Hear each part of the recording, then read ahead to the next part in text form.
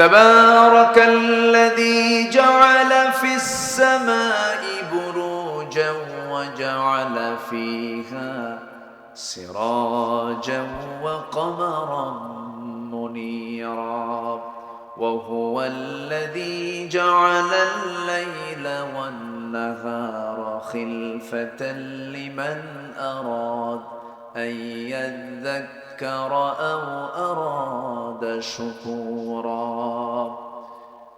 সূরাতুল ফুরকান আয়াত নাম্বার 61-62 আল্লাহ রাব্বুল আলামিন আগে নিজের বড়ত্বের প্রকাশ করেছেন, নিজের বড়ত্বের পরিচয় দিয়েছেন। আমি কত বড় দেখো।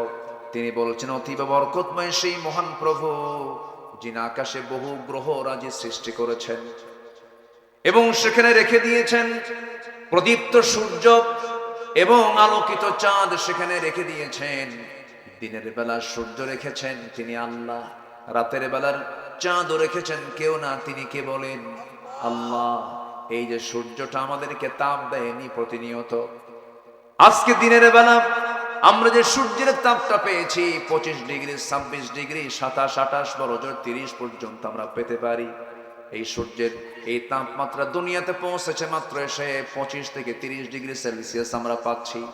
আরবে 40, 48, 50 ডিগ্রি সেলসিয়াস তাপমাত্রা পর্যন্ত হয়ে থাকে।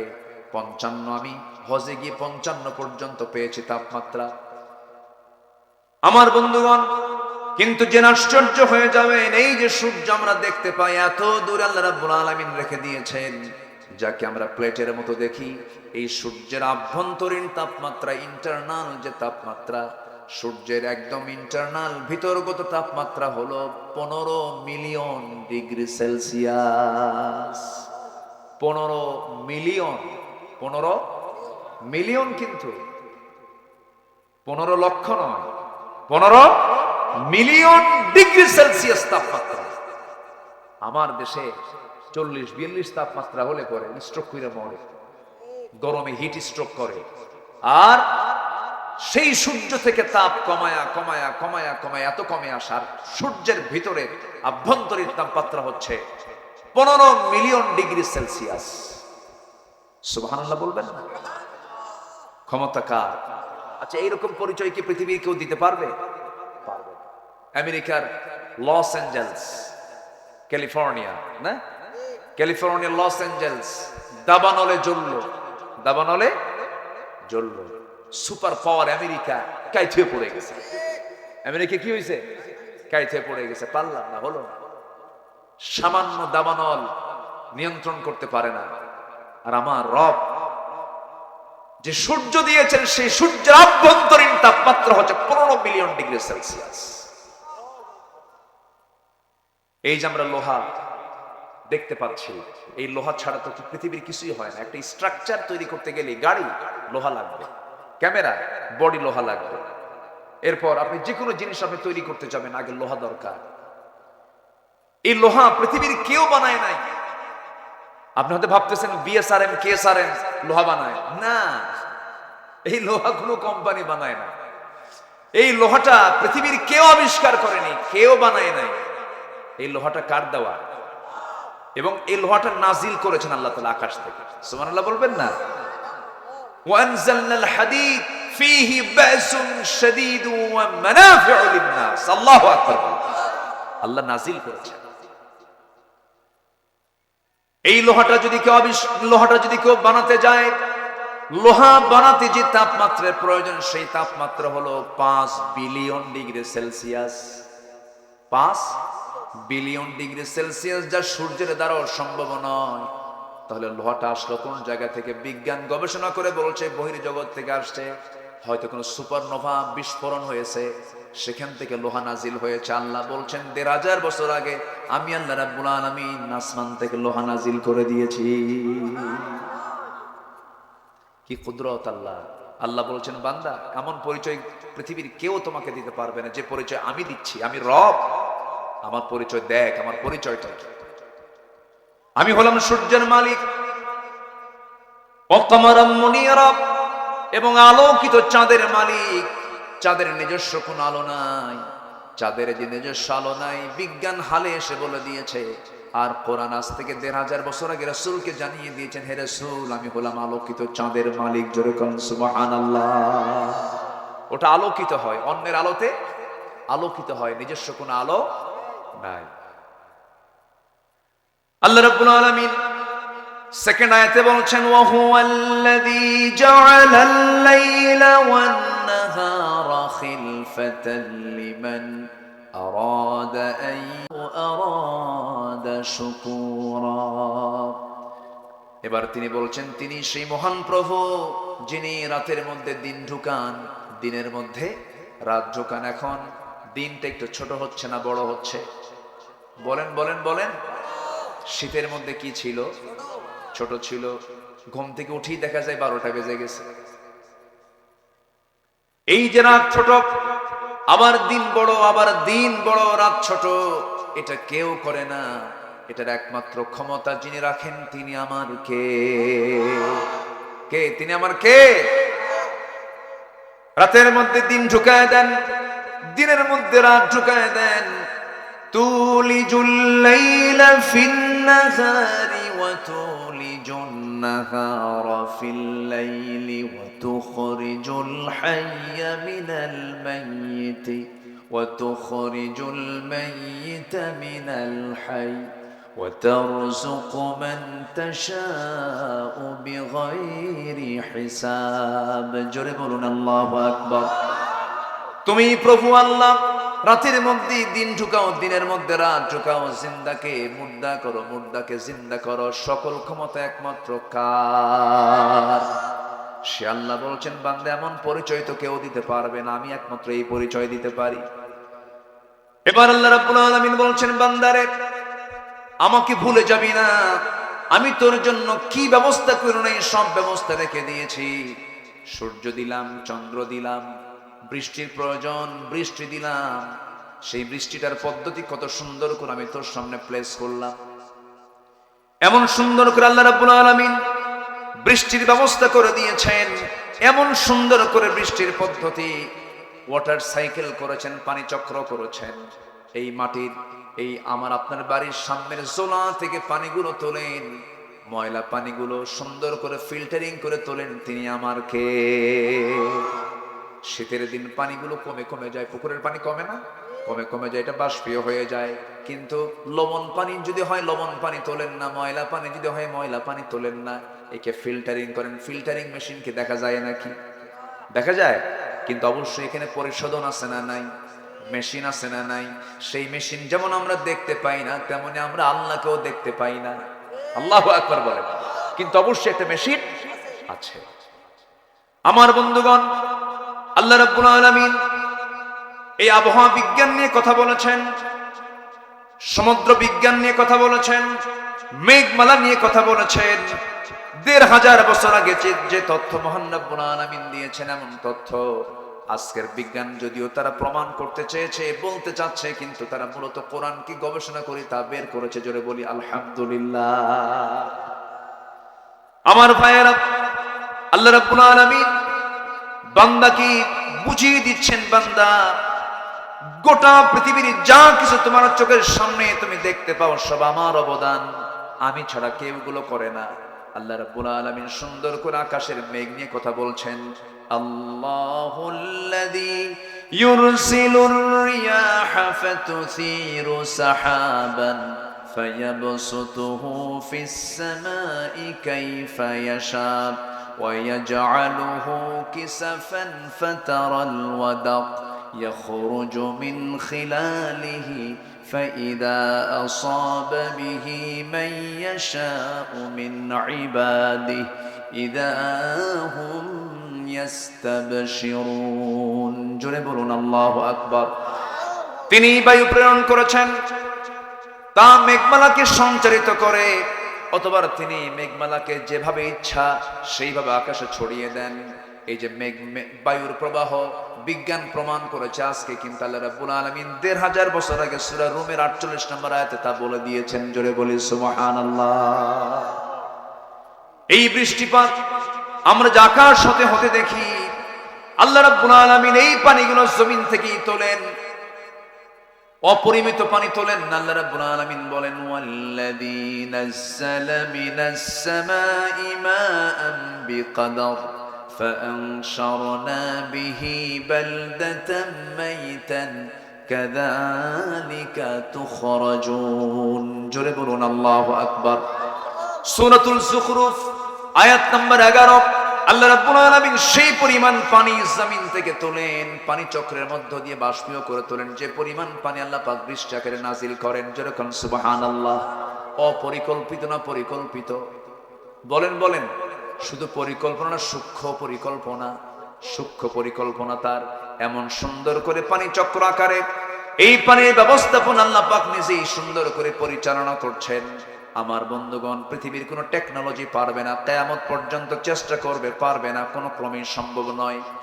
প্রতি সেকেন্ডে ভূপৃষ্ঠ থেকে প্রতি সেকেন্ডে 16 মিলিয়ন টন পানি বাষ্প হয়ে আকাশে ওড়ে, এবং প্রতি বছর তার পরিমাণ দাঁড়ায়, বিজ্ঞান গবেষণা করে দেখেছে 513 ট্রিলিয়ন পানি আল্লাহ পাক জমিন থেকে আকাশে তুলে নেয়। আল্লাহু আকবার। এই ক্ষমতা কার? আর বান্দা কয় আমি তো সুপার পাওয়ার। কিসের সুপার পাওয়ার? তুই তো 3 বার টয়লেটে গেলি, তুই হুঁশ থাকবে না। তোর সুপার পাওয়ার কিসের? বান্দার কোনো সুপার পাওয়ার আছে? মানুষ তো দুর্বল সবচাই। একটু লুজ মোশন হলে 7-8 বার পায়খানা করলেই তো বোঝেন না কি তুমি কেডা, আমি তো চিনতেছি না। কি ঠিক কিনা? সব শেষ। আমার বন্ধুগণ, আল্লাহর বড়ত্ব, আল্লাহর মহত্ব, আল্লাহর বিশালত্ব যদি আমরা বুঝতে পারি, তখন আমার ভিতরে কোনো অহংকার কাজ করবে না, আমার মধ্যে বিনম্রতা চলে আসবে, আমার মধ্যে আল্লাহর ভয় চলে আসবে, পরকালীন জবাবদিহিতা চলে আসবে। এই জন্য আল্লাহ পাক তার নিজের পরিচয়টা আগে দিচ্ছেন, বান্দা আমার পরিচয়টা শোনো। এবার আল্লাহ রাব্বুল আলামিন বান্দাকে বলছেন, বান্দা তোর পরিচয় কেমন হওয়া দরকার, এবার তোর পরিচয় দিয়ে দিচ্ছি। এই সমস্ত গুণগুলো, বৈশিষ্ট্যগুলো তুই অর্জন করবি। আল্লাহু আকবার। কোরআন যত সাজানো গোছানো কিতাব, কোরআনের মজা যদি কেউ পায়, এই কিতাব ছাড়া পৃথিবীর কোনো কিতাব তার ভালো লাগবে না। জোরে বলে সুবহানাল্লাহ। আমরা এই কিতাবের সঙ্গে সম্পর্ক রাখবো বেশি। জোরে বলি ইনশাআল্লাহ। কোরআন পড়বো বেশি, কোরআন শুনবো বেশি, গান শুনবো এই শুনবেন? হ্যাঁ, কোরআন ছাড়া অন্য কিছু শোনা যাবে? আসতে বলবেন না, শোনা যাবে? যাবে না। এই কান কে দিয়েছেন? বলেন, এই কান কে দিয়েছেন খারাপ কিছু শোনার জন্য? এই চোখ কে দিয়েছেন? চোখের পিছনে লক্ষ লক্ষ সূক্ষ্ম সূক্ষ্ম নার্ভ দিয়েছেন কে? এই চোখে যদি কোনো ধুলা ঢোকে, তখন সঙ্গে সঙ্গে চোখে কি বের হয়? পানি বের হয়। এই পানিটার পিছনে মেশিন দিয়েছেন কে? আল্লাহ। পানি বের হয়ে দ্রুত গতিতে, এই ওয়াইনমেন্ট প্রথম দ্রুত গতিতে ধুলাবালিগুলো সাফ করে আল্লাহ চোখটাকে ফ্রেশ করে দেয়। সুবহানাল্লাহ বলবেন না? গাড়ি চলতেছে, গ্লাসে ধুলা চলে আসছে, এখন তো অটোমেটিক অনেক উন্নত প্রযুক্তির গাড়ি চলে আসছে, চট করে ওয়াইফার চালু হয়ে যায়। ওয়াইফার যখন প্রয়োজন মনে করে যে পানির প্রয়োজন, পানিও চালু হয়ে যায়। আল্লাহ রাব্বুল আলামিন বান্দার চোখের ভিতরে যদি কোনো ধুলা ঢুকে যায়, চোখের পাপড়ি দিয়েছেন, খালি এরকম করবে আর ভিতর থেকে পানি চলে আসবে। সুবহানাল্লাহ বলবেন না? আমার বন্ধুগণ, এই বিশাল বডি, এই চোখ, এই কান, এই নাক, চোখ, কান, এটা যদি আমরা যদিও ছোট মনে করি, কিন্তু আমার কাছে মনে হয় পদ্মা মেঘনা যত বড়, যমুনা যত বড়, তার চাইতে বেশি বড় হলো চোখ, কান, নাক। জোরে কান সুবহানাল্লাহ। বিশাল ফাংশন এই তিনটা অঙ্গের ভিতরে, ইএনটির ভিতরে বিশাল আল্লাহ পাক এর মধ্যে ফাংশন রেখে দিয়েছেন। মাথা থেকে পা পর্যন্ত এই বডি সুন্দর করে বানিয়ে দিয়েছেন তিনি। আমার কে? আমাদের দেহে যে ডিএনএ আছে, এই ডিএনএ, যে পরিমাণ ডিএনএ আছে, তার দৈর্ঘ্য যদি আমরা মাপতে যাই 2000 কোটি কিলোমিটার, যা পৃথিবী থেকে সূর্য পর্যন্ত 50 বার ঘুরে আসা যাবে। আল্লাহু আকবার বলেন।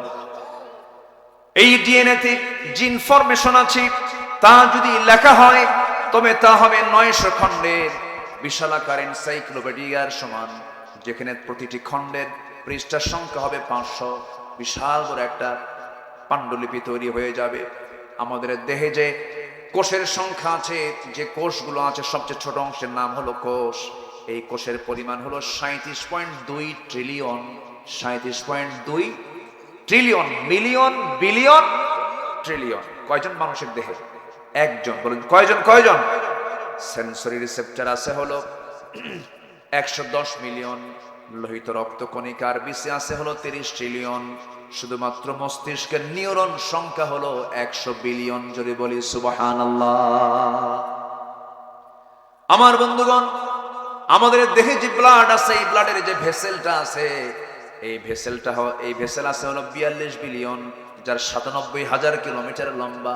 মাত্র 3 হাত 1.5 হাত সাইজের ইয়ারফোন যদি তারালা ইয়ারফোন যদি পকেটে রেখে দেই, কিছুক্ষণ পর বের করলে তার মধ্যে 4-5টা প্যাঁচ পড়ে যায়। অথচ আল্লাহ রাব্বুল আলামিন এই ব্লাড ভেসেল দিয়েছেন যার 97 কিলোমিটার লম্বা, কোনোদিন প্যাঁচ লাগে না। সুবহানাল্লাহ বলবেন না? কে করে দিয়েছেন? আসতে বলবেন না, কে করে দিয়েছেন? আল্লাহ বলছেন, বান্দা আমাকে চেনার জন্য কোথাও যাওয়া লাগবে না। ওয়াফি আনফুসিকুম আফালা তুবসিরুন। বান্দা নিজের দিকে তাকায় দেখো, আমি তোমাকে কত সুন্দর করে বানাইয়া দিছি।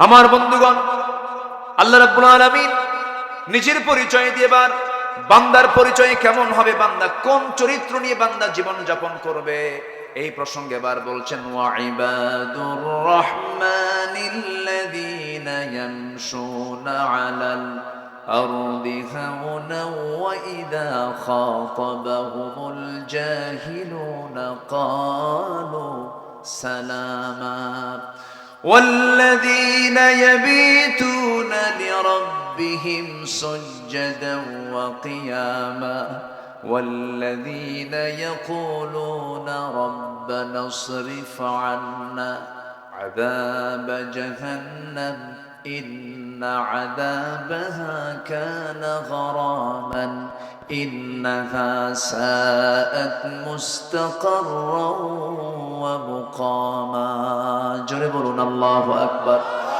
আমার আল্লাহর পছন্দের বান্দা যারা, তাদের মধ্যে 16টা বৈশিষ্ট্য পাওয়া যাবে। এখানে 16টা বৈশিষ্ট্যের কথা আসছে, একটাও কিন্তু বলি নাই। সময় লাগবে, সময় দেবেন তো? সবাই রাজি আছেন তো? জোরে বলি ইনশাআল্লাহ। নাম্বার 1 বৈশিষ্ট্য হলো, আল্লাহর পছন্দের বান্দাগুলোর তালিকায় যারা থাকবে তাদের 1 নম্বর বৈশিষ্ট্য হবে, তারা কি উগ্র হবে না বিনয়ী হবে? মেজাজি হবে না নম্র হবে? খুব নম্র হবে, বিনয়ী হবে, খুব সুন্দর করে মিষ্টভাষী হবে, সুন্দর করে কথা বলবে, কথার ভাঁজ হবে নম্র, চেহারার ভাঁজ হবে নম্র, চোখের ভাঁজ হবে নম্র, সুন্দর করে বলবে কথা, সুন্দর করে হাঁটবে, দেখেই মনে হবে বিনয়ী মানুষ। আপদমস্তক বডি ল্যাঙ্গুয়েজ, টাং ল্যাঙ্গুয়েজ সব কিছুই তার বিনয়ী ভাব হবে, সুন্দর করে সে নুয়ে পড়বে। রহমানের যারা বান্দা হবে, রাসূল যখন রাস্তায় হাঁটতেন কখনো তিনি সামনের দিকে তাকায় তাকায় হাঁটতেন না, বুক উঁচু করে হাঁটতেন না, মাথা একটু নিচু করতেন, বুকের সাইড একটু নিচু করতেন, 2 পায়ের বৃদ্ধাঙ্গুলের দিকে নজর দিয়ে দিয়ে বিনয়ী বিনয় হয়ে আস্তে আস্তে জমিনে চলতেন। আমার বন্ধুগণ, এই দুনিয়ায় হাম্বে তাম্বে এমন করে দেখানোর সুযোগ এই দুনিয়াতে নাই। এই দুনিয়াতে যে বান্দা যত বিনয়ী হবে, আখিরাতে সেই বান্দা তত সম্মানিত হবে। আমার বন্ধুগণ, অনেক মাহফিলে, এই মাহফিলে অনেক মা বোন আসছেন, শুনেছি মা আপনার চেহারা সুন্দর, আপনার সুন্দরী নারী, আপনার আপনি বউটা সুন্দরী হয়েছেন, কিন্তু স্বামীটা আপনার একটু কালো হয়ে গেছে, একটু মেজাজ গরম হয়, এরকম আছে? এরকম মহিলা আছে না নাই বলেন? এটা কি বিনয়ী ভাব নাকি? এটা কি বিনয়ী ভাব? আপনি যে কালোকে কালো মনে করে একটু অ্যাঙ্কার করছেন, ওই কালো চেহারা যিনি বানায়া দিয়েছেন, কালো ডিজাইনটা করে দিয়েছেন, তিনি আমার কে? আমার বিশাল সুন্দর চেহারা এটা করে দিয়েছেন কে বলেন? সব এগুলো কার সৃষ্টি? কার সৃষ্টি? 2015 সালে আমি সেকেন্ড টাইম হজে যাই। তো মদিনা মুনাওয়ারায় আমার নবীজির মাকবারার আশপাশ দিয়ে আমি ঘোরাফেরা করছি, হঠাৎ করে দেখি আফ্রিকান এক নিগ্রো, কালো কুচকুচে এক লোক আমার সামনে পড়ে গেল। আমি লম্বায় প্রায় 71 ইঞ্চি লম্বা, 1 ইঞ্চি কম 6 ফিট লম্বা, তো কমও না। তো আমি ওই লোকটার সামনে যখন দাঁড়ালাম, তখন আমাকে মনে হলো আমি শিশু। কথা বলছেন না? আমি তার সামনে গিয়ে যখন দাঁড়ালাম, আমি তার কোমরের কাছাকাছি মনে হলো আমার কাছে। আমি লম্বায় প্রায় দেখলাম সে প্রায় 8 ফুট ছেড়ে গেছে, এবং দোহাড়া মানুষ, যেমন লম্বা তেমন ফিগার, এবং এত ঘন কালো, মানে ছোট মোটো হাতি, ছোট মোটো কি বলেন হাতি, হাতির কাছে কি মনে হয় নিজেকে ছোট মনে হয় না এরকম। তো আমি তাকে দেখলাম, দেখার পর আমি তাকে প্রশ্ন করলাম, মিন আইনা জিতা ইয়া আখি, আপনি কোন জায়গা থেকে আসছেন, আপনার দেশের নামটা কি? তো মুস্কি একটা হাসি মেরে বলতেছে, আমি আফ্রিকা থেকে আসছি, আফ্রিকান। তো আমি তাকে একটা প্রশ্ন করলাম যে এই যে আপনি দেখতেছেন ইউরোপিয়ান, আমেরিকান, মিশরি, আরব, রাশিয়া, এই যে সুন্দর সুন্দর একদম লাল টকটকে সুন্দর চেহারার মানুষগুলো আপনার সামনে দিয়ে ঘোরে, আপনার খারাপ লাগে না কেন? এত সুন্দর মানুষ, আপনি এত কালো। তো এই কথা শোনা মাত্রই সে একটা মুস্কি হাসি মারলো, হাসি মারার সঙ্গে সঙ্গে দাঁতগুলো কালোর মাঝে একদম ফুটে উঠলো একদম, মানে একটাই শুধু সাদা অংশ, সেটা কি দাঁত, আর সব কি একটা মুস্কি হাসি মেরে আমার দিকে তাকায়া এই 5টা আঙ্গুলের ভিতরে শাহাদাত আঙ্গুলিটা এরকম উঁচা করলো, লম্বা তো এরকম উঁচা করে রাখছে এরকম। এই নখ যে মোটা, আমার কবজি এত মোটা, বুঝলেন তো? বলতেছে এরকম করে, এগুলো কোনো চেহারা হলো? কি কথা কি বুঝতেছেন আপনারা? এগুলো কোনো চেহারা হলো? চেহারা তো আমার। সুবহানাল্লাহ বলবেন না?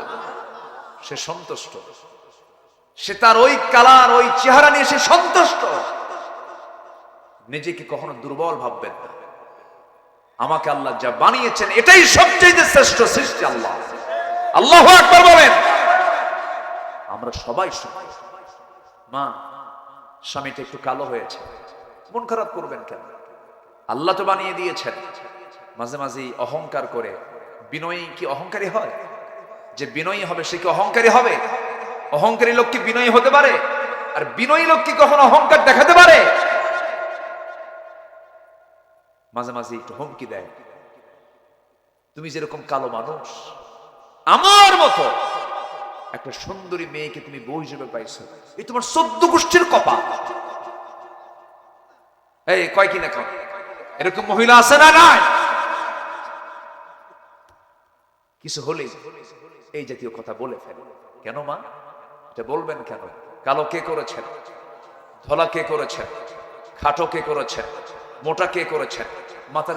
মাথার চুল নাই, একদম ইন্টারন্যাশনাল এয়ারপোর্ট ফাঁকা, এটা কে করে দিয়েছেন? তো ওনার তো কিছু করার নাই এখানে। আপনি টাকু বলবেন কেন? আপনাদেরকে টাকলা বলবেন কেন? আপনাদেরকে খাটো বলবেন কেন? আপনাদেরকে দেড়বাটেরি বলবেন কেন? আপনাদেরকে ন্যাংরা খোলা বলবেন কেন? এটা বিনয়ের স্বভাব নয়, এটা অহংকারের স্বভাব। বলা যাবে না। বিনয়ী লোক এগুলো পাত্তা দেয় না, এগুলো পাত্তা দেয় না, এগুলো সুযোগ দেয় না, এগুলো মনেই করে না সে। আল্লাহ সব সৃষ্টি সমান, বলি আলহামদুলিল্লাহ।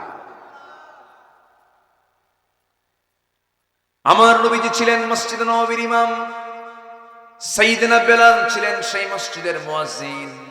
আমার নবী ছিলেন বিশ্বের সেরা সুন্দর মানুষ। এমন সুন্দর মানুষ কিয়ামত পর্যন্ত দ্বিতীয় কোনো ব্যক্তি আর আসবে না। এত সুন্দর চেহারার মানুষ ছিলেন আমার রাসূল। তার পাশে বেলাল ছিলেন কালো কুসকুসে মানুষ, মাথার চুলগুলো খাড়া খাড়া, নাকটা বোঁচা, ঠোঁটটা মোটার ঠেলায় নিচের দিকে নেমে গেছে, উপরের দিকে ঠোঁট চলে গেছে, দাঁতগুলো ফাঁকা ফাঁকা। এরপরে গায়ের ভিতরে একটা আফ্রিকান লোকের ভিতরে একটা গন্ধ গন্ধ ভাব আছে, এরকম টাইপের চেহারা।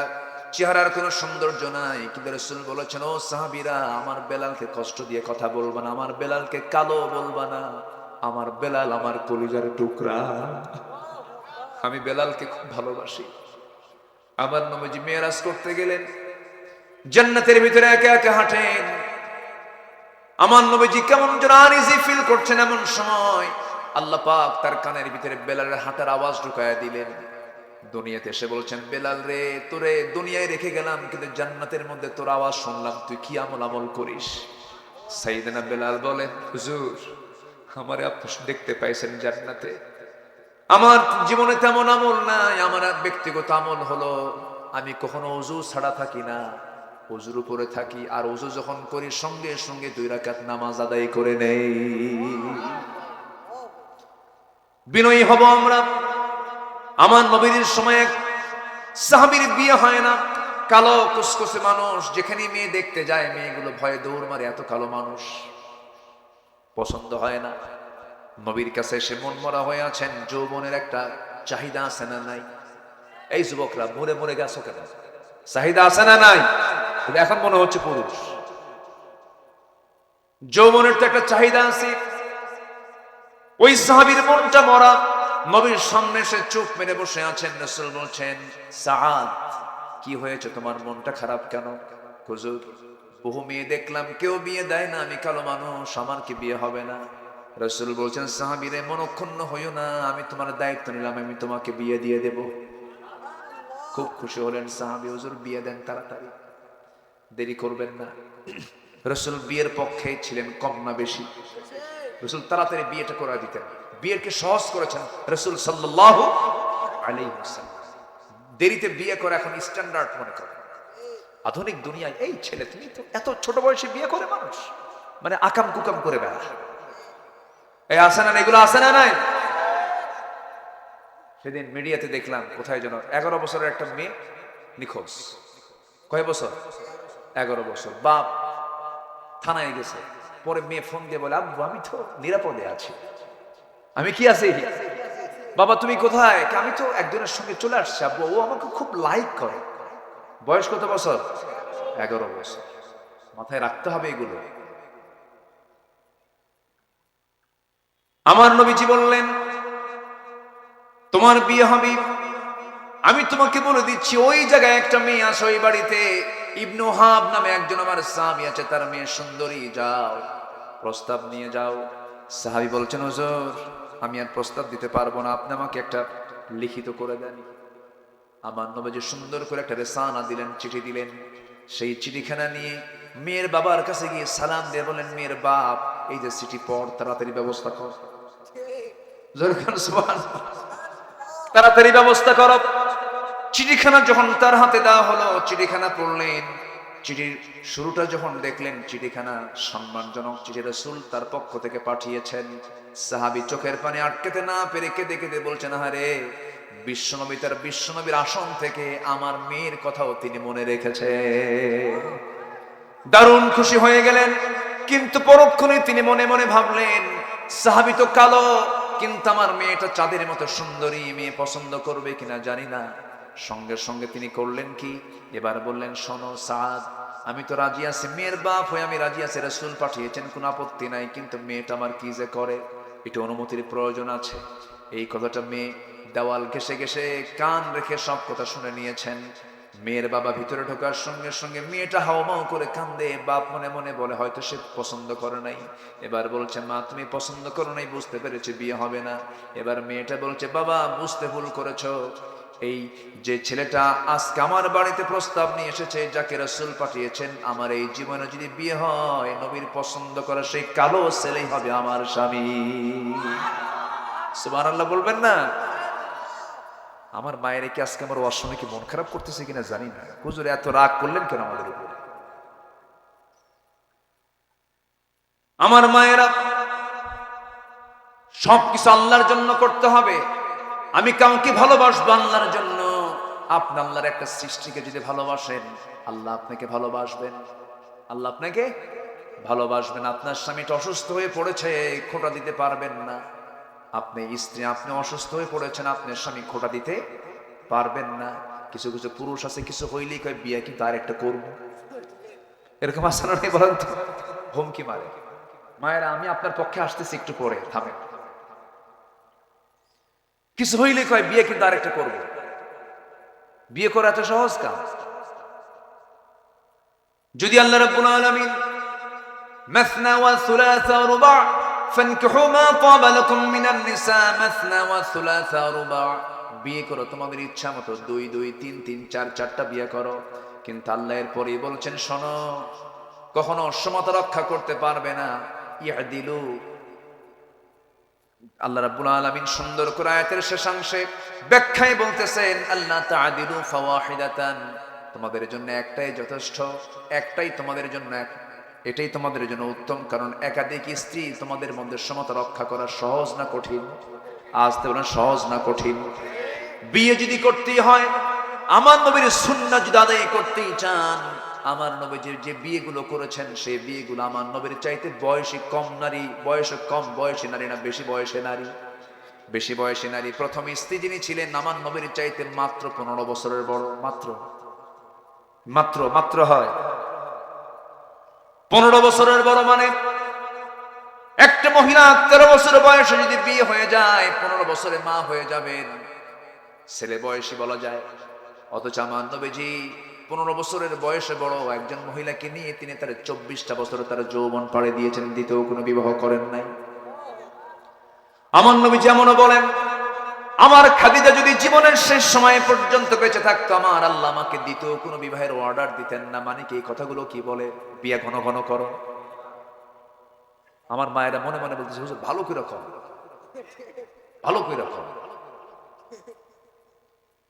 বিয়ে যদি করতে হয় আমার মায়ের আমার পক্ষে সায় দিবেন, আমার মায়ের আমার পক্ষে রায় দিয়ে দিবেন। বিয়ে যদি করতেই চান পুরুষ মানুষ, আপনার 3টা লাগবে, 4টা বউ লাগবে। রাসূল যে তরিকায় বিয়ে করেছেন, তিনি যে বিয়েগুলো করেছেন সেই স্ত্রীগুলো ছিল হলো বয়স্কা মহিলা, যৌবন ছিল না, যুদ্ধে অসহায় হয়ে পড়ে গেছে, তাদেরকে নিয়ে এসে রাসূল স্ত্রীত্বের মর্যাদা দিয়েছেন। তালাক প্রাপ্ত বিধবা নারীকে আপনি বিয়ে করতে পারেন, তার অসহায়ত্ব দূর করার জন্য তাকে স্ত্রীত্বের মর্যাদা দিয়ে দিলেন, সম্মানের মর্যাদা দিয়ে দিলেন, এই জন্য আপনি তাকে বিয়ে করতে পারেন। কিন্তু আপনি বিয়ে করছেন বুড়ো বয়সে, আপনি খোঁজেন 13 বছর 15 বছর, মতলব খারাপ। কি আসতে কন কেন? আমার মায়েরা আজকে দারুণ খুশি, হুজুর ওয়াজ একখান দিলেন।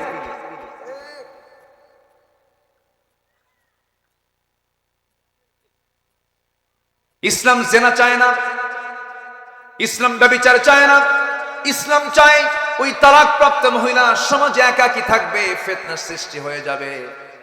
বিধবা একাকী থাকবে, ফিতনা সৃষ্টি হয়ে যাবে, সেখানে গিয়ে ঝাঁকি মারবে, সেখানে ফিতনা ছড়াবে। অতএব তার চাইতে বিয়ে হওয়াটা ভালো।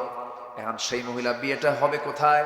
তালাক প্রাপ্ত যার বয়স 45-50 হয়ে গেছে, তার তো উচিত তাকে সোশ্যাল সিকিউরিটি দিয়ে তাকে কোথাও না কোথাও বরণ করে নেওয়া উচিত।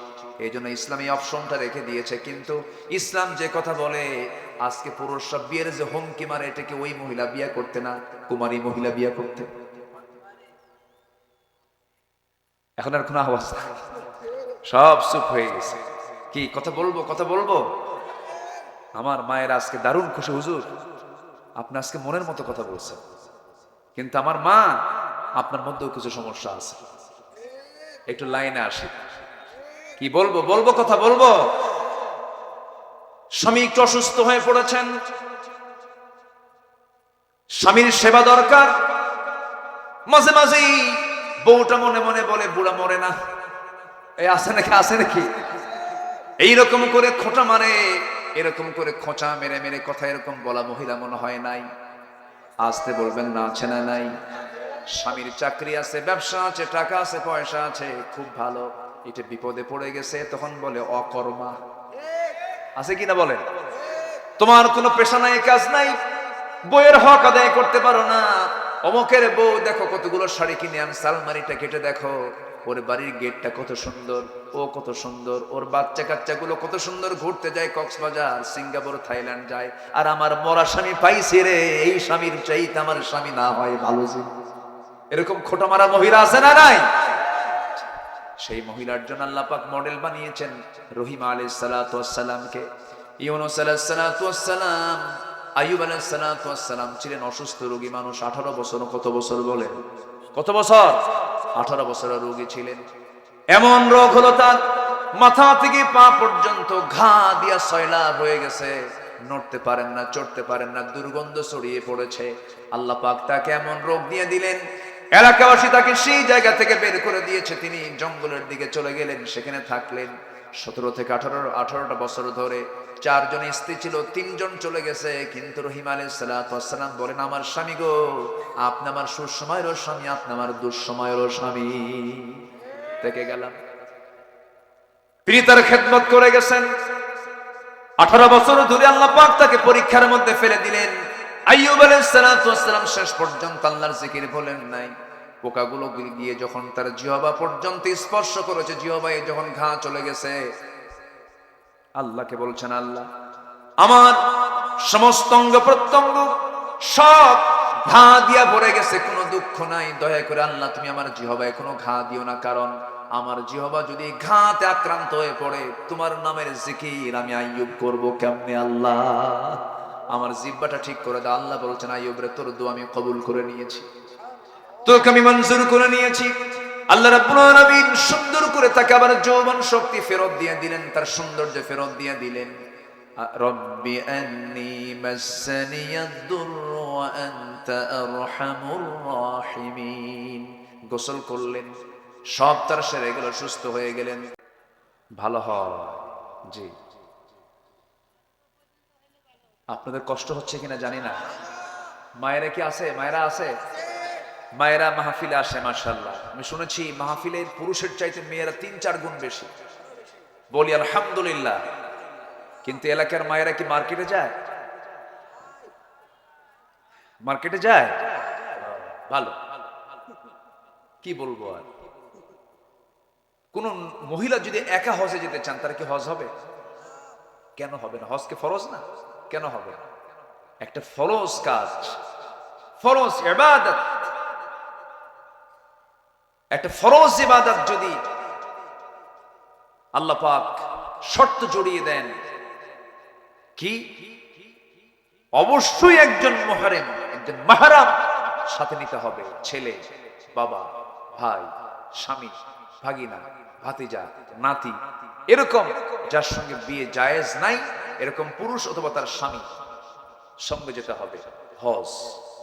আর হজের মতো ইবাদতে যদি এই কন্ডিশন থাকে, মার্কেটে যাওয়া তো ওয়াজিব। ওয়াজিব না? আপনি যাবেন, যান, সমস্যা নাই। আপনি স্বামীকে সাথে নিয়ে যান, বোরকা পরে যান। আপনি কোড মানেন, আপনি পদ্ধতি মানেন। আপনি একা একা যাবেন কেন? আপনি একা বলে তো বিপদে পড়ে যাবেন। কি হয়েছে? বাবারে খুঁজে পাচ্ছে না? আব্বু সমস্যা নাই তো, আমি আছি তো, সমস্যা নেই। জাহাঙ্গীর আলম বাবা, তার ছেলে কাঁদতেছে একা একা, আসো তো আব্বু।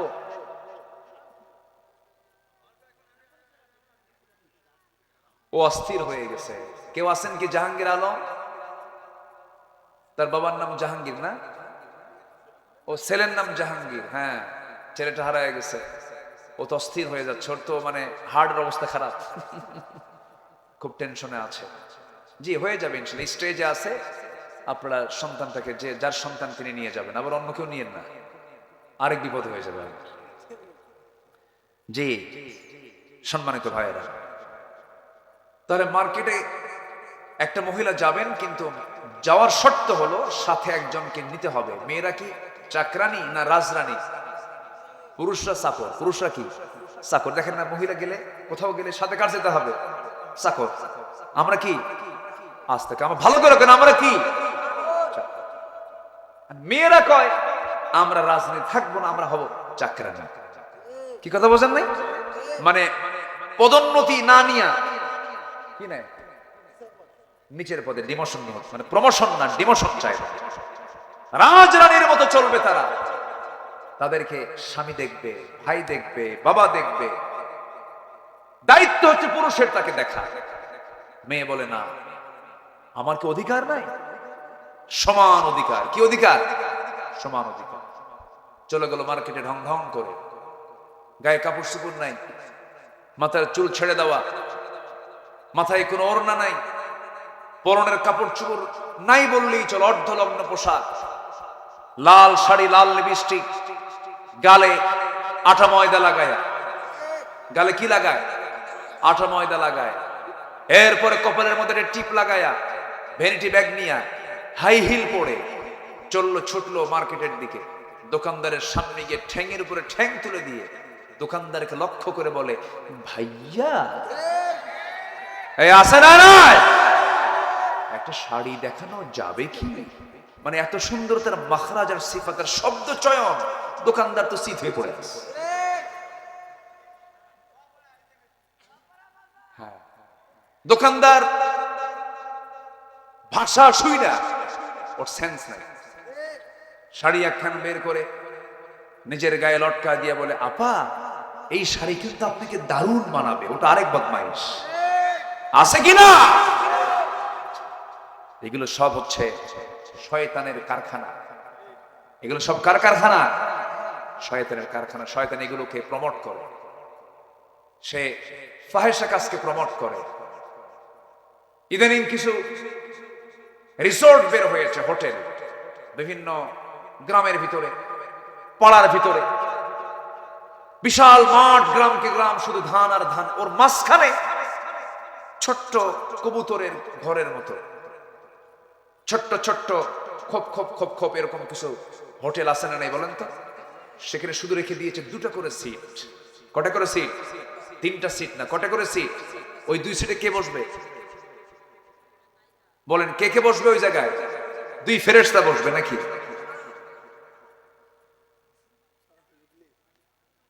বসে গেল, সারাদিন গল্প, গল্প ঘোরায় না, গল্পের ভাষা একটাই, তুমি আমার আমি তোমার। সব ভালোবাসা বিয়ের আগে হয়ে শেষ। বিয়ের আগে তো সব ভালোবাসা করে শেষ করছে, প্রেম ট্রেম সব শেষ। বিয়ের আগের মুহূর্তে যখন মেয়ে বলে আমারে বিয়ে করবা না, দেখো আমার খুব সমস্যা, এই আছে না নাই বলেন তো? আছে না নাই?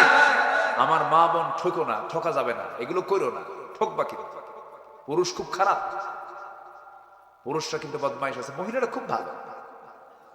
হ্যাঁ, যেহেতু আমি পুরুষ, আমি তো আর নিজেকে ভালো বলতে পারবো না, তাদের কি ভালো বলবো? শেষে যখন পুরুষ বলে না আমার সমস্যা, আমার বাড়িতে সমস্যা, এই সমস্যা, ওই সমস্যা, আমার বাবা বিয়ে করাবে না, আছে না নাই বলেন তো? শেষ পর্যন্ত মেয়ে করে কি জানেন? ওই 60 ধইরা কয়, এতদিন কি করলি? আছে কিনা বলেন? প্রকাশ্যে দিবালোকে কুকুরের মতো, কুকুরের মধ্যে কোনো লজ্জা আছে? লজ্জা আছে? লক্ষ লক্ষ হাজার হাজার লোকের সামনে কলার ধরে টেনে বের করে নিয়ে আসে, কয় হারামজাদা বিয়া কর, ঠিক কিনা? আছে না নাই? ওই বিয়েতে কোনো রহমত হবে? সব প্রেম তো আগেই করছে, বিয়ের পর আর কোনো মহব্বত থাকে না, তখন হয় কিলাকিলি। তখন কি হয়? কিলাকিলি। বিয়ের আগে কোনো রিসোর্টে যাবা না, নোংরামি করো না, এগুলো লাভ নাই, এগুলো লস প্রজেক্ট। যুবকরা জীবন গড়ো, আল্লাহওয়ালা হও, নামাজ পড়ো 5 ওয়াক্ত। কয় ওয়াক্ত নামাজ? 5 ওয়াক্ত নামাজ আমরা পড়বো। সবাই পড়তে রাজি আছেন তো? কারো কি নামাজ কাজা হবে?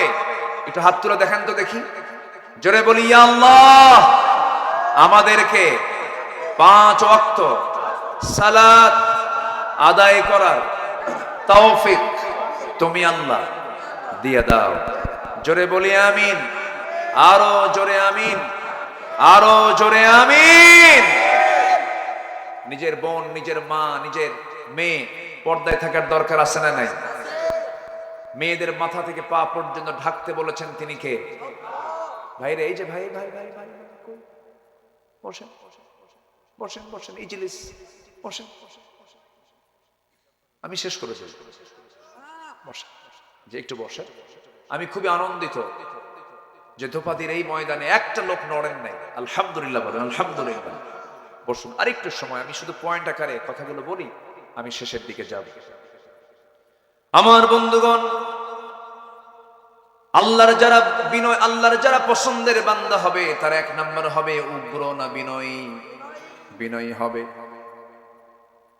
নাম্বার 2 হলো ওয়াইদা খাতাবাহুমুল জাহিলুনা ক্বালু সালামা। নাম্বার 2 হলো যারা জাহেল লোক হবে, জাহেল লোকের সঙ্গে তারা তর্ক বিতর্ক করবে না, অযথা তর্ক করে সময় নষ্ট করবে না। কারণ মূর্খের সাথে জাহেলদের সঙ্গে কথা বললে নিজের সম্মান চলে যায়। শুধু সালামটা দিয়ে সেখান থেকে বিদায় হওয়া, এটা হচ্ছে আল্লাহর পছন্দের বান্দাদের গুণ। এটা আমরা তর্ক করব না, সালাম দেব। বলেন বলেন বলেন বলেন, তর্ক করব না, সালাম দেব, সালাম দেব। নাম্বার 3 হলো ওয়াল্লাযীনা ইয়াবিতুনা লিরাব্বিহিম সুজদান ওয়া কিয়ামা। রহমানের যারা বান্দা, আল্লাহর পছন্দের যারা বান্দা, তারা রাত জেগে জেগে তারা আল্লাহর প্রেমে তারা কাঁদবে, চোখের পানি ফেলে ফেলে কাঁদবে। আমার বন্ধুগণ সেজদা দেবে, সেজদা দেবে, কিয়াম করবে, এবং তারা কি করবে? রব্বানা সরিফ আন্না আযাব জাহান্নাম ইন্না আযাবাহা কানা গরামান ইন্নাহা সাআত মুস্তাকাররান ওয়া মুকামা। জাহান্নাম এত ভয়ঙ্কর, জাহান্নামের নাম শুনলে সাহাবে কেরাম কাঁদতে কাঁদতে অস্থির হয়ে যেতেন। আমার নবীজি যখন জাহান্নামের আয়াতগুলো বলতেন, অবলীলায় চোখের কোনা বেয়ে বেয়ে টপটপ করে পানি পড়তো, রাসূল কাঁদতেন, সাহাবীরাও কাঁদতেন। এত ভয়ঙ্কর জাহান্নাম, জাহান্নামটা এত উত্তপ্ত হবে, জাহান্নামটার আগুনটা এত উত্তপ্ত হবে, আল্লাতী তাত্তালিউ আলাল আফইদাহ। আমার বন্ধুগণ, অন্তরগুলো, এই আফইদা অন্তরগুলো সব টকবক করতে থাকবে আগুনে। এমন ভয়ঙ্কর জাহান্নাম মহান রব্বুল আলামিন রেখে দিয়েছেন। এই যে সূর্য দেখি আমরা, এই সূর্য যদি জাহান্নামের মুখে ছেড়ে দেওয়া হয়, অবলীলায় সূর্য জাহান্নামের মধ্যে হেরে যাবে। এত ভয়ঙ্কর জাহান্নাম। সেই জাহান্নাম থেকে যারা আল্লাহর পছন্দের বান্দা, বাঁচার জন্য রাতের বেলা কেঁদে কেঁদে আল্লাহকে বলবে, আল্লাহ জাহান্নাম থেকে আমাকে বাঁচায় দাও। নাম্বার 4 চলে গেল। নাম্বার 5 হলো, যারা বিনয়ী বান্দা হবে তারা কখনো অপচয় করবে না। তারা কখনো কি করবে না? অপচয় করবে না। ওয়াল্লাযীনা ইযা আনফাকু লাম ইউসরিফু ওয়া লাম ইয়াকতুরু ওয়া কানা বাইনা যালিকা কাওয়ামা। রহমানের যারা পছন্দের বান্দা তারা কখনো বিনয়ী, তারা কখনো অপচয়কারী হবে না। টাকা আছে, পয়সা আছে, একটা গাড়ি যথেষ্ট, সেখানে শুধু গাড়ির মডেল চেঞ্জ করতে করতে কোটি কোটি টাকার খরচ করে ফেলে। এমন কিছু হাওয়ার ধনী আমার দেশে আছে না নাই? আসতে বলবেন না, আছে না নাই? আপনি হাজার হাজার কোটি টাকার মালিক হতে পারেন, কিন্তু সম্পদ আপনার কাছে আল্লাহ আমানত দিয়েছেন, অপচয় করার কোনো ক্ষমতা আপনার নাই। একজন ধনী সাহাবী ছিলেন সাইয়েদনা ওসমান রাদিয়াল্লাহু তাআলা আনহু, নবীর জামাই। নবীর কি জামাই? এক জামাই ছিলেন সবচেয়ে ধনী মানুষ মক্কার, আবার আরেকজন জামাই ছিলেন সবচেয়ে বড় ফকির, সবচেয়ে বড় ফকির। নবীজি তো সম্পদ দেখে বিয়ে দেন নাই, অর্থ দেখে বিয়ে দেন নাই, রাসূল বিয়ে দিয়েছেন হলো তাকওয়া দেখে।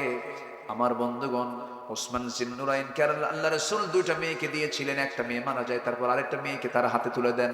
আবার আমার নবীর সবচেয়ে কাছের দুলালি, সবচেয়ে আদরের মেয়ে ফাতিমাকে তিনি তুলে দেন একজন গরিব সাহাবীর সাথে, সাইয়েদনা আলী রাদিয়াল্লাহু আনহুর সাথে তিনি বিয়ে দিয়ে দেন। টাকা দেখে বিয়ে দেন নাই, সম্পদ দেখে বিয়ে দেন নাই। তবে হ্যাঁ, প্রশ্ন আসতে পারে, তাহলে জিন্নুরাইন, ওসমান জিন্নুরাইনের সঙ্গে তিনি বিয়ে দিলেন না, রাসূল সম্পদ দেখে বিয়ে দেন নাই। দেখেন কেমন ধনী তিনি। সাইয়েদনা ওসমান বলছেন, ইয়া রাসূলুল্লাহ, আমি আপনার কাছে আজকে একটা দোয়ার জন্য আসছি। কি দোয়া? হুজুর, আমি যেন গরিব হই। আমি যেন কি হই? আচ্ছা বলেন তো, কোন ধনী কি দোয়া চায়? এরকম ধনী পাইছেন আপনারা কখন? যে কোন একটা ধনী গ্রুপ অফ ইন্ডাস্ট্রিজের মালিক এসে মাহফিল এসে বললো, হুজুর আপনি একটু দোয়া করেন, কালকের মধ্যে যেন আমি ফকির হই। এই দোয়া কেউ চায়? কিন্তু এমন ধনী তিনি সাইয়েদনা ওসমান নবীর কাছে এসে বলছেন, ইয়া রাসূলুল্লাহ, আমার মন চাচ্ছে আপনি আমার জন্য দিল থেকে দোয়া করে দিন, আমি যেন ফকির হয়ে যাই। রাসূল বলছেন, কেন ওসমান এমন করে দোয়া চাও কেন হুজুর? এত বড় দায়িত্ব আমার ভালো লাগে না। এই সমস্ত হিসাবগুলো করতে করতে আমার দিনটা চলে যায়, আমার বড় কষ্ট হয়। আপনি আমার জন্য দোয়া করেন, আমি যেন ফকির হই। রাসূল বলেন, আমি একটা প্রশ্ন করব। কি প্রশ্ন? ওসমান, তুমি যখন উটের পিঠে চড়ে থাকো, উটের পিঠে যখন আরোহণ করো, সেই সময় তোমার যদি খাদ্যের প্রয়োজন হয়, কেমন করে খাও বলো তো? সাইয়েদনা ওসমান জিন্নুরাইন বলছেন, হুজুর উটের পিঠে যখন উট চলতে থাকে তখন যদি আমি খাইতে বসি, উটের পিঠে আমি বসেছি খাওয়ার জন্য, ওই সময় যদি খাবার গ্রহণ করতে নিয়ে যদি হঠাৎ করে সেই খাবার থেকে যদি একটা দানাও যদি জমিনে পড়ে যায়, ওই সময় আমি করি কি, ঘোড়াটাকে থামায়া দিয়া, ঘোড়াটাকে বসায়া দিয়া, ওই পড়ে যাওয়া দানাটা হাতের মধ্যে তুলে পানি দিয়ে ধুয়ে সেই খাবারটা আবার খেয়ে নেই, অপচয় করি না। রাসূল বলছেন, ওসমান তোমার জন্য দোয়া করেও কাম হবে না, সম্পদ আরো হবে। যাও, জোরে বলে সুবহানাল্লাহ। সম্পদ হতে কি কোনো বাধা আছে? কিন্তু সম্পদ হতে হবে অবৈধ না বৈধ? অবৈধ না বৈধ? আমার বন্ধুগণ, ব্যবসা তো বহু আছে। এই যশোরে মনে হয় মদের দোকানদার নাই। আসতে কর, মদের দোকানদার মনে হয় কি আছে? আছে আছে। আচ্ছা, মদের দোকানদার যদি থাকে তবে কাস্টমার একটাও নাই। কাস্টমারও আছে না নাই বলেন? তাহলে মদের দোকানদারও আছে, আবার কাস্টমারও আছে। আবার এই যশোর জেলায় বুঝি যৌন কর্মী নাই। আসতে কয়, যৌনকর্মী আছে না নাই? লাইসেন্সওয়ালা, কিওয়ালা? লাইসেন্সওয়ালা যৌনকর্মী। সে যদি আপনি তাকে বাধা দিতে যান, সে কার্ড দেখায় বলবে বেশি লাফালাফি করবি না, থানায় দেবো তোর, আমি একজন বৈধ লাইসেন্সধারী সেক্স ওয়ার্কার, আমার সঙ্গে কোনো কথা বলতে পারবি না। আছে না? আছে না কিনা বলেন? আছে। সবই তো ব্যবসা। কিন্তু আল্লাহ বলছেন কামাই করো, কোনো সমস্যা নাই, কিন্তু অবৈধ কামাই করা যাবে না, হারাম পন্থায় কোনো ইনকাম করা যাবে না, বৈধ পন্থায় ইনকাম করতে হবে। বৈধ পন্থায় ইনকাম করে যদি সৎ ব্যবসায়ী হতে পারো, রাসূল বলছেন সৎ ব্যবসায়ী এবং আমি রাসূল জান্নাতের মধ্যে 2 নখের দূরত্ব, আমরা দুজন মিলে জান্নাতে থেকে যাব। আবার রাসূল আরেক মেয়েকে বিয়ে দিয়েছেন। মায়ের আসছে তো, মাদের ব্যাপারে একটু কথা বলি, তাই না? রাসূল তার মেয়েকে আরেকটা মেয়েকে বিয়ে দিয়েছিলেন। সবচাইতে গরিব একজন ছেলেকে কাছে পেয়ে তাকে বিয়ে দিলেন। রাসূল যখন বিয়ে দিবেন, রাসূল প্রস্তাব দিলেন সাহাবীদের মাঝে, দনে দনে সাহাবীরা এসে রাসূলকে প্রস্তাব দিলেন। রাসূল বলেন না, হবে না, আমার পছন্দের ছেলেটা এখনো আসে নাই। সর্বশেষ যখন সাইয়েদনা আলী আসলেন, রাসূল বলছেন আলী তুমি কি আমার মেয়েকে বিয়ে করবেন নাকি? হুজুর আপনি যদি আমাকে দেন আমি বিয়ে করতে রাজি আছি, যদি আপনি আমাকে দেন আমি বিয়ে করতে রাজি আছি। রাসূল বলেন বিয়ে তো দেব, টাকা পয়সা আছে নাকি? হুজুর টাকা পয়সা তো নাই। মোহরানার টাকা তুমি কেমনে দিবা? কি আছে তোমার? আমার ঘর বাড়ি নাই, কি আছে? এই যে ঢাল, এই যে তরবারি। রাসূল বললেন তরবারি যুদ্ধে লাগবে, ঢালটা বেচে আসো। বেচতে গেলেন, বেচতে গেলে সকলে চলে গেছেন বাজারে। সাইয়েদনা ওসমান সামনে দাঁড়ানো, সাইয়েদনা আলী ঢাল নিয়ে দাঁড়ায় আছেন বাজারে। ওসমান বলছেন ও আলী, যোদ্ধা হয়ে ঢাল বিক্রি করতে আসছো কেন? কি সমস্যা হয়েছে বলো? আমার বিয়ে ঠিক হয়ে গেছে। কার সাথে? আপনার শালীর সাথে। আপনার শালীর সাথে। ওসমান জিন্নারেন খুব খুশি হলেন, সুন্দর ভাইয়েরা পেলাম আমি। দেখেন, চিন্তা করেন কত বড় ধনী মানুষ, গরিব মানুষ, কোনো ভেদাভেদ আজ তো কোনো ভেদাভেদ নাই। এবারে বলেন ঠিক আছে ঢালটা দাও। ঢালটা নিলেন, 500 দিরহাম দিয়ে দিলেন। 500 দিরহাম দিয়ে যখন তিনি ঢালটাদের মধ্যে নিলেন, তিনি কয়েক কদম চলে গেছেন, পিছন থেকে ডাক দিয়ে বলছেন আলী যাচ্ছ কোথায়? এইদিকে আসো। কিছুক্ষণ পর তো ভাইরা হয়ে যাচ্ছি। কি পাখির মধ্যে পায়রা, ভাইয়ের মধ্যে ভাইরা হয়ে যাচ্ছি আমরা, এইদিকে আসো। ঢালটা তো আমার হাতে মানায় না, যোদ্ধার হাতেই ঢাল মানায়। আমি ঢাল কিনে নিলাম, আবার ঢাল তোমাকে আমি গিফট করলাম, যাও।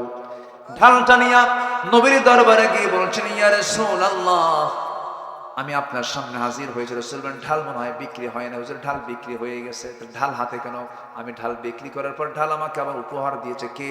ওসমান। রাসূল বলছেন লোক খুঁজে পাও নাই। সুবহানাল্লাহ বলবেন না?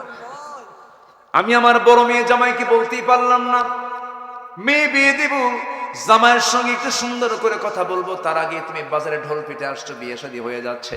আমি বড় জামাইকে কি করে বলবো? আমি কিন্তু আমার নবীর যে জামাই ছিলেন, আমার আপনার মতো ছেঁচড়া জামাই নাকি? দাওয়াত খাওয়ার লোক খালি জিব্বা খালি কামড়ায়, আছে না ভাই বলেন তো? তোর বাপ আমার শালীর বিয়ে ঠিক করলো, আমারে বললো না যা ওই বাড়ি যাওয়া বন্ধ আমার। এই আছে না? আছে না? আমার নবীর জামাই তো এরকম ছেঁচড়া জামাই না। রাসূল বিয়ে দিলেন, বিয়ে দিয়ে বললেন মা এমন জামাই দিলাম পৃথিবীতে একটাও পাবা না। যেরকম সুবহানাল্লাহ। কিন্তু মা বলে দিচ্ছি এখন থেকে তোমার বাড়ি হলো আমার বাড়ির চাইতে তোমার স্বামীর ঘর শ্রেষ্ঠ ঘর। স্বামীর ঘরে করে স্বামীর ঘর গিয়ে তুমি সেখানে সংসারের জীবন চালাও, স্বামীকে সন্তুষ্ট করো, স্বামীকে রাজি করো, স্বামীর আনুগত্য করো, স্বামীর কথা মেনে চলো, দুজন বন্ধু হয়ে যাও, দুজন অন্তরঙ্গ হয়ে যাও, দুঃখ কষ্টগুলো তোমরা ভাগাভাগি করে নাও। কিন্তু একটা কথা বলে দিই মা ফাতিমা, মৃত্যুর দিন পর্যন্ত আমার কানে যেন স্বামীর বিরুদ্ধে একটা নালিশও যেন আমার কানে না আসে। বাপ মেয়েকে বলে দিলেন যাও, পিসদানি দিলেন, একটা তোষক দিলেন, একটা চাদর দিলেন চামড়ার, আর পানির মশক দিলেন, সংসার করে খাও যাও। ঘর নাই, বাড়ি নাই, টাকা নাই, পয়সা নাই, ভাড়াটি একটা বাড়িতে, ভাড়ার একটা বাড়ি ভাড়া করে সেখানে থাকলেন। কি বলে দিলেন রাসূল? স্বামীর বিরুদ্ধে একটা নালিশ যেন কানে না আসে। আর আজকের মেয়ের বাপরা যখন মেয়েকে বিয়ে দেয়, বিয়ে দিয়ে বলে মা যা স্বামীর ঘরে যাবি, কিছু হবে শুধু ফোন দিবি, খাইয়া ফালামু। এরকম আছে না নাই? আগে হুমকি মারে, আগে কি মারে? হুমকি মারে। সংসার হবে? হবে সংসার? ম্যানেজ করতে হবে, ম্যানেজ। মুরব্বীদের দায়িত্ব হলো সংঘর্ষকে এড়িয়ে যাওয়া, সুন্দর করে বুঝায় দেওয়া, সুন্দর করে মোহাব্বত তৈরি করে দেওয়া। একদিন আমার নবীর সামনে ফাতিমা রাদিয়াল্লাহু তাআলা আনহা বসে বসে নামাজ পড়ছিলেন। নবীর ঘরে এসে রাসূল বলছেন, আমার মেয়ে ফাতিমা, তুমি কম বয়সী, বসে বসে নামাজ পড়ো কেন? তোমার তো দাঁড়িয়ে নামাজ পড়ার যোগ্যতা আছে, শারীরিক সক্ষমতা আছে। তিনি বলছেন, আব্বাজান, বসে বসে নামাজ পড়ার কারণ হলো আপনি আমার স্বামীর ব্যাপারে বলে দিয়েছেন স্বামীর জন্য কোনো দুর্নাম আমার কানে না আসে। আমার গায়ে যে পোশাকটা দেখতেছেন, এই পোশাকের পিছনের অংশটুকু একটু তালিযুক্ত অংশ, সেরা অংশ আছে। আমি যদি দাঁড়িয়ে দাঁড়িয়ে নামাজ পড়তে যাই, আপনার নজরটা সেরা অংশের দিকে পড়তে পারে। হয়তো মনে মনে ভাবতে পারেন, আমার মেয়েকে আমার জামাই আলী কাপড়ে কষ্ট দেয়, এতটুকু দুর্নাম প্রকাশ পেয়ে যাক, চাই নাই বলে বসে বসে নামাজ পড়ি। সুবহানাল্লাহ বলবেন না? আল্লাহ পাক মাদেরকে এগুলো বোঝার তৌফিক দান করুন। বউকে পিটানোর সুন্নতে মুআক্কাদা।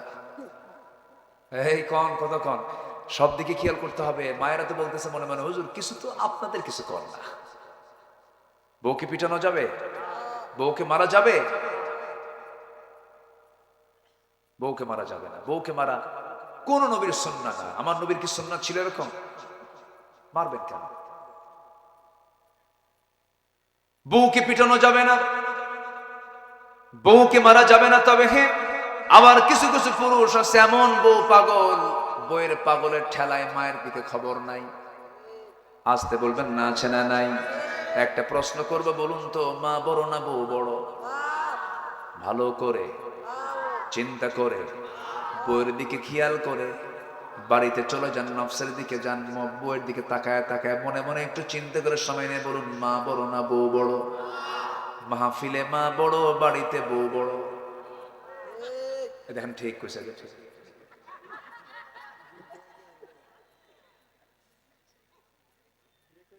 বাস্তব তো।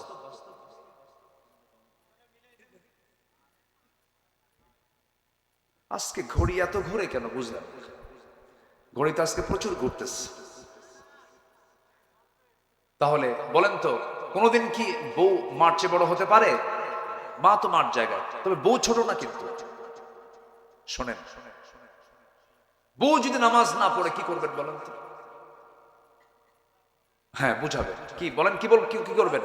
সুন্দর করে বুঝাও, কামনা হচ্ছে না, পড়েই না, ওই পশ্চিম দিকে মাথা নেই, তাহলে কি করবে? মাইর দেবো, আবার মায়ের কথা উঠছে। যে কইছে মাইর দেবো সে হয়তো বিয়ে করে নেই। বউ মারা কি এত সস্তা? যে পুরুষ সংসার করে সেই পুরুষ অবশ্যই বউকে ভয় করে। কি এই বিয়ে করছো? ও বিয়ে করোই নাই তুমি, ফাল মারতেছো তুমি। আচ্ছা, যার বউ আছে অবশ্যই সে বউকে ভয় করে। বউকে না ভয় করলে কি সংসার হবে? সংসার হবে।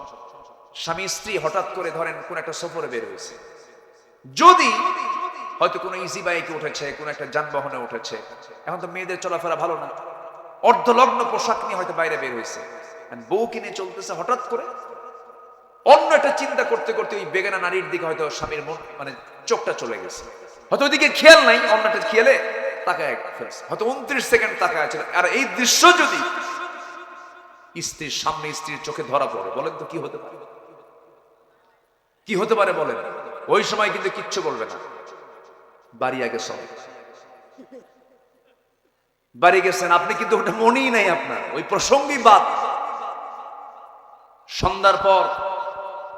সন্ধ্যার পরে যখন বলছেন, সুইটি, শেফালি, হাসনা, এক গ্লাস পানি দাও তো, তোমার সুইটি ঝর্ণা সকাল 9:45 29 সেকেন্ড ওই মহিলার দিকে চায় থাকবে কেন?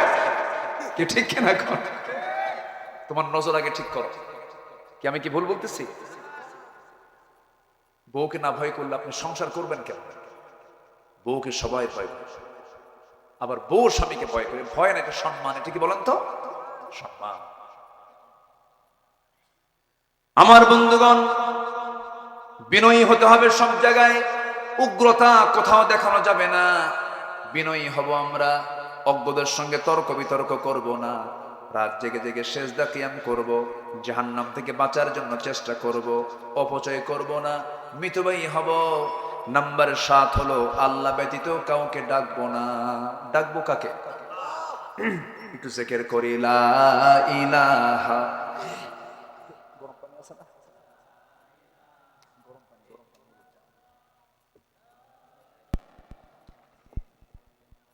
আরো জোরে লা ইলাহা, আরো জোরে লা ইলাহা,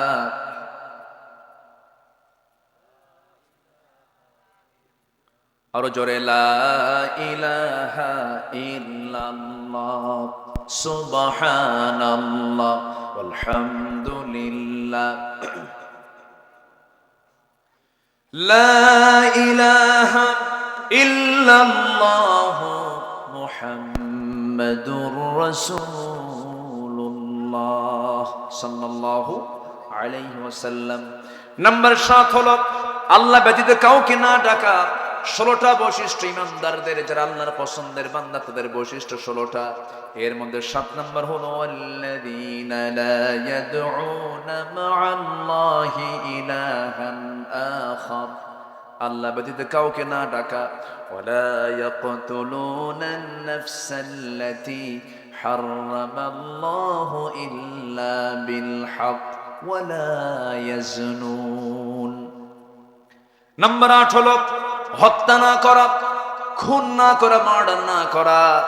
নাম্বার 9 হলো জেনা না করা, জেনা না করা। নাম্বার 10 হলো তওবা করা। কি করা বলেন?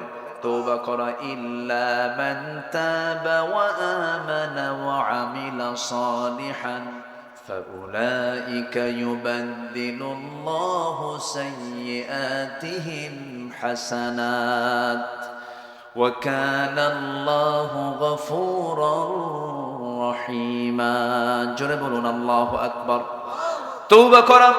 নাম্বার 11 হলো ঈমান আনা। নাম্বার 12 হলো নেক আমল করা। নেক আমলের ফলাফল হলো আল্লাহ রাব্বুল আলামিন যদি কোনো বান্দা নেক আমল করতে পারে, কোন সকল গুনাহগুলোকে আল্লাহ রাব্বুল আলামিন সওয়াব দিয়া পাল্টায় দিবেন। জোরে বলি সুবহানাল্লাহ। আল্লাহর দয়া আমার প্রতি কম না বেশি? আসতে কবেন না, কম না বেশি?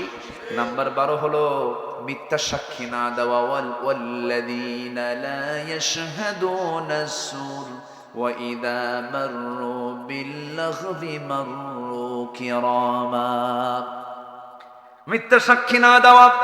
নাম্বার 13, নাম্বার 14 হলো অনর্থক কথা কর্মকে এড়িয়ে চলা, বাজে কোনো কাজ, বাজে কোনো কথা না বলা, মুখটাকে ফ্রেশ রাখা।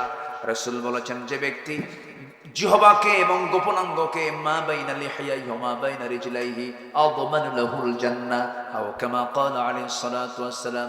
রাসূল বলেছেন, দুই চোয়ালের মধ্যস্থিত বস্তু জিহ্বা এবং দুই উরুর মধ্যস্থিত বস্তু গোপনাঙ্গের যে হেফাজত করবে, এটাকে যে নিয়ন্ত্রণ করবে, আমি রাসূল তার জন্য বেহেশতের জামিন হয়ে যাব। জোরে বলি সুবহানাল্লাহ। আমার বন্ধুগণ, নাম্বার 15 হলো পরিবার, স্ত্রী, সন্তানদের জন্য দিল থেকে দোয়া করা। আমার বন্ধুগণ, আমাদের পরিবারটাকে আমরা জান্নাত বানায় নেব। জোরে বলি ইনশাআল্লাহ। ফজর যখন আজান হবে, আজান হওয়ার সঙ্গে সঙ্গে বাপ উঠবে, মা উঠবে, ছেলেকে ডাক দিবে, বাবা উঠো সালাত, মা উঠো সালাত, মেয়েরা উঠো সালাত। উঠতে চাচ্ছে না, সুন্দর করে বুঝাবেন, পাশে বসবেন, মাথার চুল টেনে টেনে দিবেন, সুন্দর করে আদর করবেন। মা উঠো, মা উঠো, বাজান ওঠো, ছেলেটা ওঠো, নামাজটা পড়ি। তুমি কি জানো মা, এই সময় ঘুমানো হলো তোমার রোগের কারণ, এই সময় ঘুমালে তোমার অসুখ হবে। আসসালাতু খায়রুম মিনান নাওম। সুন্দর করে ধমক দিবেন না, সুন্দর করে বুঝায় বুঝায় তুলবেন। যে পিতা তার ছেলেকে ফজরে ডাক দিতে পারে না, যে মা তার মেয়েকে ফজরে ডাক দিতে পারে না, সেটা হচ্ছে অযোগ্য মা, অযোগ্য বাবা। কি ঠিক কিনা? পরিবারটা জান্নাত হয়ে যাবে। যে পরিবার ফজর দিয়ে নামাজ শুরু হয়, ফজর দিয়ে দিন শুরু হয়ে যায়, যে পরিবারের দিনটা শুরু হবে ফজর দিয়ে, আল্লাহর কসম করে বলি, ওই পরিবারটাই জান্নাতি পরিবার, রহমতে বরকতের পরিবার। আল্লাহ কবুল করুন।